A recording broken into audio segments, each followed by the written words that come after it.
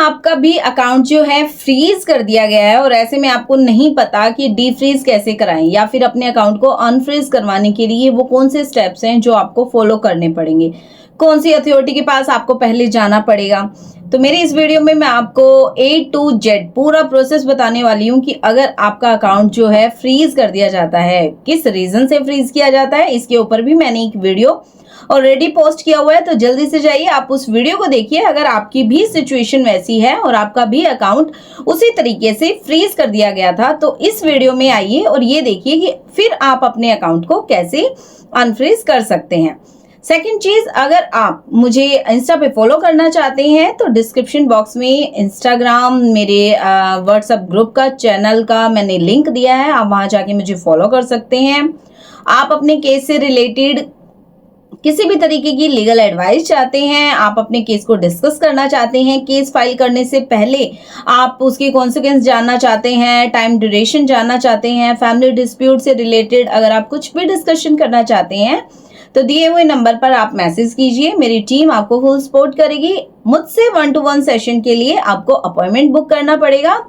उसके बाद आप अपने केस की पूरी डिटेल मेरे साथ डिस्कस कर सकते हैं। तो आई होप आपको समझ आया होगा, क्योंकि काफी व्यूअर्स का क्वेश्चन रहता है कि मैडम हम आपको कैसे अप्रोच करें, आपसे डायरेक्ट कैसे बात करें। तो मेरे दिए हुए डिस्क्रिप्शन बॉक्स में जो लिंक है आप वहां पे जाइए और मैसेज ड्रॉप कीजिए। चलिए इस वीडियो को शुरू करते हैं, क्योंकि इस वीडियो में मैं आपको ये बताने वाली हूँ कि अगर एक बार आपका अकाउंट जो है फ्रीज कर दिया गया। अब सबसे पहले थोड़ा सा मैं आपको ये बता दूं कि आपका जो अकाउंट है किस लिए फ्रीज किया जाता है। दो सिचुएशन होती है, एक तो बैंक आपके अकाउंट को फ्रीज करता है। अब बैंक आपके अकाउंट को क्यों फ्रीज करता है, देखिए अगर आपका अकाउंट नॉर्मल चल रहा था, जो ट्रांजेक्शन थी वो थोड़े थोड़े अमाउंट की हो रही थी, लेकिन सडन एकदम से आपके अकाउंट में एक बड़ा अमाउंट आता है और जो ट्रांजेक्शन है वो जल्दी जल्दी होती है और बड़े अमाउंट के साथ होती है, तो ऐसे में जो अकाउंट है आपका फ्रीज कर दिया जाता है बैंक के थ्रू, क्योंकि यहाँ पे सस्पेक्टेड जो ट्रांजेक्शन है वो होने लगती है। और जब बैंक को लगता है कि किसी भी अकाउंट में कोई सस्पेक्टेड ट्रांजेक्शन हो रही है तो बैंक के पास पावर है, वो उस अकाउंट को फ्रीज कर देते हैं। तो ऐसे में आपको नोटिस भी दिया जाता है, आप चेक करिए, अपनी मेल्स को चेक करिए। अगर टाइम पे आप बैंक वालों के साथ जाके कम्युनिकेशन करते हैं, आप अपना जो भी वो ट्रांजेक्शन हो रही है उससे रिलेटेड आप एविडेंस देते हैं कि ये जो ट्रांजेक्शन है अगर वो फेयर ट्रांजेक्शन है, तो अगर बैंक को लगता है, सेटिस्फाई होते हैं, तो आपसे एक एप्लीकेशन ली जाती है, आपसे एफिडेविट लिया जाता है और विद इन 24 आवर्स में आपके अकाउंट को डिफ्रीज कर दिया जाता है। ये तो बहुत सिंपल सा तरीका है। अगर आपकी KYC कंप्लीट नहीं थी तो उसको कंप्लीट करवा लिया जाता है। लेकिन सेकंड चीज, अगर आपका जो अकाउंट है साइबर सेल की तरफ से फ्रीज कर दिया गया है, अब यहाँ पे सबसे बड़ी प्रॉब्लम आती है और काफी व्यूअर्स का मुझे क्वेश्चन आता है, मैसेज आते हैं कि मैडम अकाउंट को फ्रीज कर दिया गया है और वो भी सिर्फ 200 रुपए की पेमेंट थी, 300 की थी, 500 की थी, 1000 की थी। इतनी सी पेमेंट के लिए अगर आपके अकाउंट को फ्रीज कर दिया गया, अब होता क्या है, देखिए आप गेमिंग करते हैं, गैम्बलिंग करते हैं, ट्रेडिंग करते हैं, XYZ, आप कोई भी बैटिंग साइट आप यूज करते हैं और वहां से जो भी पेमेंट आती है आपके अकाउंट में, हो सकता है वो जो पेमेंट आपके पास आई है, आप सेकंड लेयर होल्डर थे, थर्ड लेयर होल्डर थे, फिफ्थ लेयर होल्डर थे, आप 10 लेयर तक कोई भी अगर अकाउंट होल्डर है तो ऐसे में 10 लेयर अकाउंट होल्डर तक का अकाउंट फ्रीज कर दिया जाता है। यहाँ पे आप ये पूछेंगे कि मैडम ये लेयर्स का क्या इश्यू है, तो मैं आपको बताना चाहती हूँ, जब भी कोई ट्रांजेक्शन शुरू होती है, A से B पे जाती है, B से C पे जाती है, C से D पे जाती है, तो ये जो चेन बनती है ये लेयर टू लेयर बनती है। और मैं आपको ये भी बताना चाहूंगी कि राजस्थान और हरियाणा में 10 लेयर तक के अकाउंट फ्रीज किए जाते हैं। वहीं पे अगर गुजरात की हम बात करें तो वहाँ पे थर्ड या फोर्थ लेयर तक के अकाउंट फ्रीज किए जाते हैं। वहाँ पे अगर आप फिफ्थ लेयर या सिक्स लेयर में हो और आपका अकाउंट फ्रीज कर दिया गया है तो बहुत इजी होता है आपके लिए अपने अकाउंट को डीफ्रीज करवाना। लेकिन सबसे ज्यादा जो प्रॉब्लम आती है हरियाणा, राजस्थान, यूपी वाले लोगों को आती है, क्योंकि यहाँ पे 10 लेयर 7 लेयर तक के अकाउंट जो है फ्रीज किए जाते हैं। अब अगर आपका अकाउंट साइबर सेल की तरफ से फ्रीज कर दिया गया है तो मैं आपको बिल्कुल प्रैक्टिकल नॉलेज देने वाली हूँ कि कैसे हम जो हमारे क्लाइंट हैं उनके अकाउंट को डीफ्रीज करवाते हैं। देखिए सबसे पहले आपको ये जानना बहुत जरूरी है, अगर आपके अकाउंट में जो भी ट्रांजेक्शन हुआ है अगर आपकी नॉलेज में थी और आपने कोई इलीगल एक्टिविटी की है, तो आपको मैं यही सजेशन दूंगी, आप इन्वेस्टिगेशन ऑफिसर को कोऑपरेट कीजिए, अच्छे से इन्वेस्टिगेशन को ज्वाइन कीजिए, जो भी इंटेरोगेशन पार्ट है उसको कंप्लीट कीजिए, उसके बाद जो भी कोर्ट की प्रोसीडिंग है उसको फॉलो कीजिए। हो सकता है कहीं ना कहीं ये जो ऑफेंस है आप में इसमें आगे जाके आपको रिलीफ मिले, या फिर जो भी कंप्लेनेंट को जो भी कंपनसेशन वगैरह दिलवा के आपको XYZ जो भी आपके केस की प्रोसीडिंग रहती है वो बाद की बात है, लेकिन आपको इनिशियल स्टेज पे कोऑपरेट करना है, इंटेरोगेशन का पार्ट बनना है, आपके पास जो भी एविडेंस है आपसे मांगे जाते हैं आपको देने हैं, आपको डिनाई नहीं करना है। उसके बाद सेकंड चीज, अगर आपकी इन्वॉल्वमेंट नहीं है किसी भी इलीगल ट्रांजैक्शन में, तो यहाँ पे रोल में आती है कि अब आपको क्या करना है। ऐसे में आपको सबसे पहले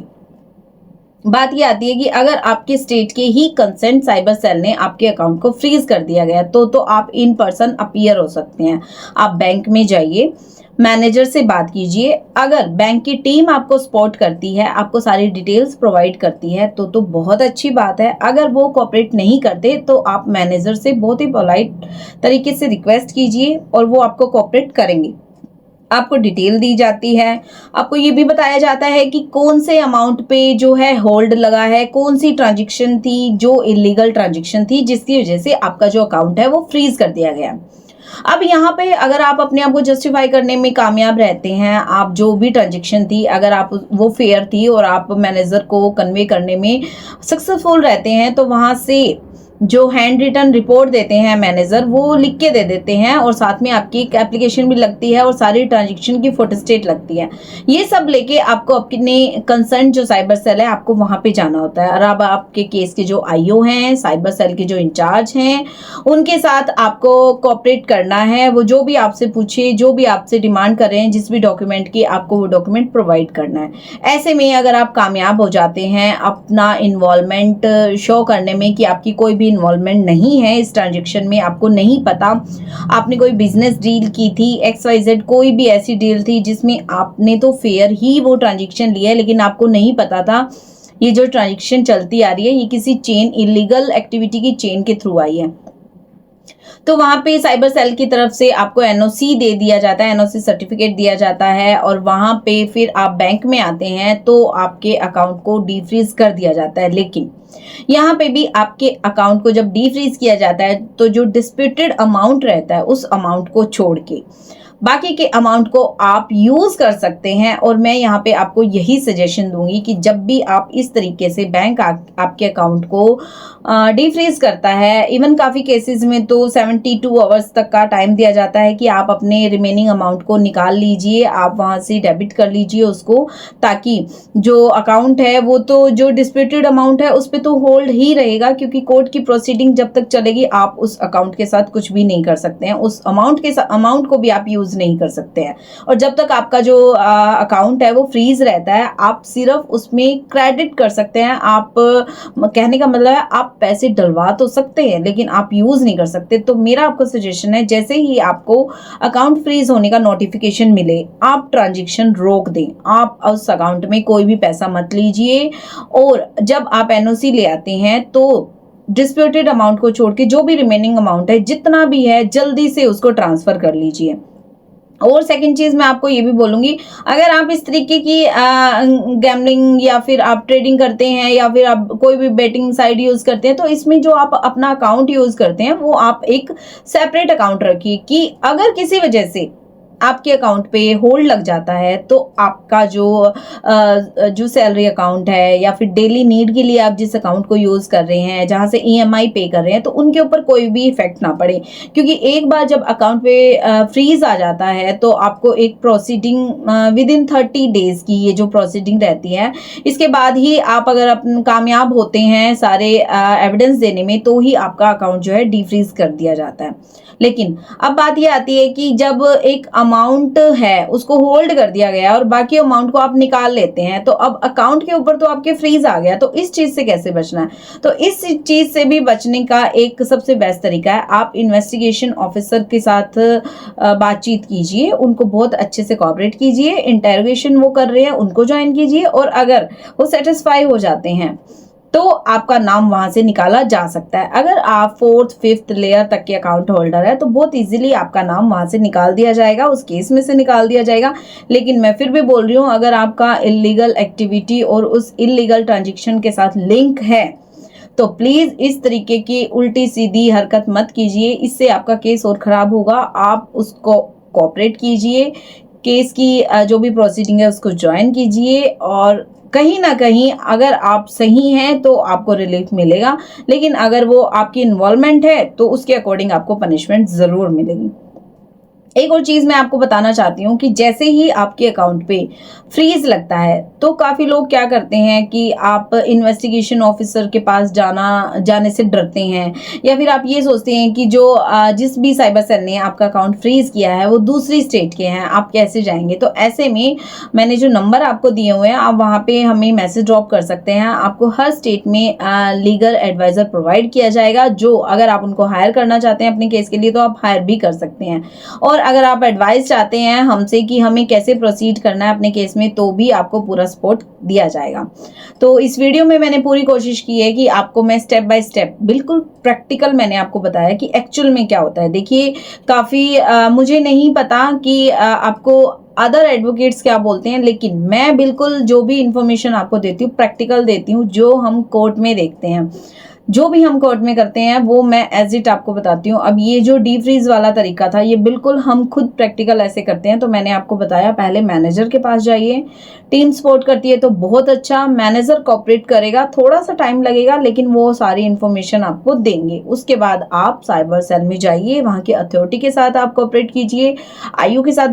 बातचीत कीजिए अगर आपकी इन्वॉल्वमेंट नहीं है। लेकिन अगर आपकी इन्वॉल्वमेंट है तो आप प्लीज हाथ पैर मत मारिए, आपको इन्वेस्टिगेशन का पार्ट बनना ही पड़ेगा, और जहां तक हो सकता है आपको अरेस्ट भी किया जा सकता है। तो मेरी इन्फॉर्मेशन अगर आपको अच्छी लगी हो, यूजफुल लगी हो तो प्लीज लाइक कीजिए, शेयर कीजिए और सब्सक्राइब करना ना भूलें। और कमेंट सेक्शन ओपन है, आप अपना सजेशन हमें ड्रॉप कर सकते हैं। मेरा नेक्स्ट इन्फॉर्मेटिव वीडियो हो सकता है आपके सजेस्टिंग टॉपिक पे हो, क्योंकि आज का जो ये टॉपिक था काफी व्यूअर्स का क्वेश्चन था, तो मुझे लगा कि ये डिमांडिंग टॉपिक है, सभी को पता होना चाहिए। क्योंकि आजकल क्या होता है, 100 रुपए की भी अगर ट्रांजेक्शन आपके अकाउंट में हो जाती है और अगर उस ट्रांजेक्शन का लिंक है किसी इलीगल एक्टिविटी से तो आपका अकाउंट भी फ्रीज किया जा सकता है, अगर आप टॉप 10 लेयर अकाउंट होल्डर में हैं तो आई होप आपको ये वीडियो यूजफुल लगेगा। Like share and subscribe. Thank you.